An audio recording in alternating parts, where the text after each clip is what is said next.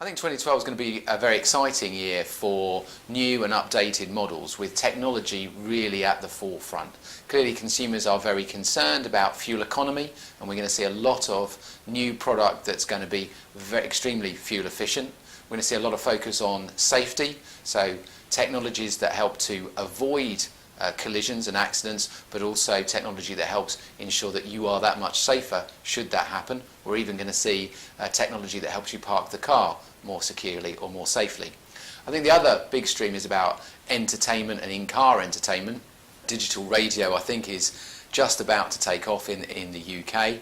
I think also the sort of theme of connected car, so the car as being able to support Wi-Fi and also support your smartphone is also something that we are going to see emerge onto the market during the year. Well, 2012 for Chevrolet is a very exciting year. We've launched 4 new products in 2011 and we've got another 3 products to come in 2012. But the real kind of element of this is that we've underpinned these launches. So whilst, for example, we launched some of the vehicles in 2011, we've not got full production with full capacity until now. So if we look at the full year with full product in full cadence, we're very excited about what Chevrolet can really do in volume terms. It's really going to start to put some volume through the dealers, and therefore we've got some dealer retention, some dealer profitability. So from that perspective, there's a lot more focus. So whilst 2011 was really laying the foundation year for us, it's 2012 that's really going to grow the brand and establish the brand in the UK. So for us, the first launch of the year, in the first part of the year, is our DS5. DS5 completes our DS range. We launched DS3 in 2010, DS4 2011, DS5, very important for us.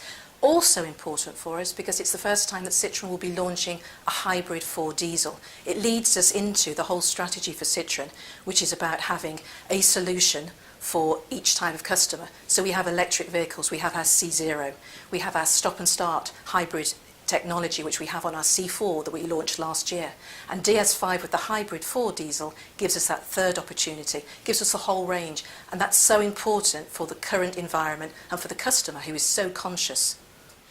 2012 is a very exciting year for Toyota and Lexus. We're launching lots of new product. We just launched a facelift of Avensis with 109 grams CO2 on our diesel, built in the UK at Burnaston at our TM UK factory, and we've got a whole raft of product launches throughout the year. We're launching 3 all-new hybrids, the Yaris hybrid, the Prius plug-in hybrid, and the 7-seat Prius Plus hybrid. We think there's a real opportunity, a real sweet spot in the market with the hybrid technology, with CO2 below 100 grams, and the benefits this brings to the consumer in terms of taxation and benefit-in-kind taxation, which moves up in the next fiscal year from April, and also in terms of cost of ownership, in terms of running costs. And we're launching an all-new sports car, the GT86, to put some of the fun back in Toyota. And on Lexus, we're launching an all-new GS with a GS 450 hybrid, and we're launching a major facelift of the RX, and we're also introducing the F-Sport version of our successful CT200H. I think 2011 was a very challenging year, particularly so in the retail market. The full year was going to be down about 4.5%, but the retail market is down about 12%. That's quite a challenge for all of us in the industry itself. So how does 2012 look? I think 2012 is also going to be a bit of a challenge. I think that we're going to continue with the austerity measures, and therefore the retail car market is going to continue to be depressed, which is unfortunate. However, I do think that we in the industry, the car makers ourselves, we have got to be more inventive. And I have to say that those people who are going to win in 2012 are going to be those people who have got brand new product. Now, we at Hyundai have got 7 new products coming in the first 8 months of the year. So that will be a reason for people to come into showrooms.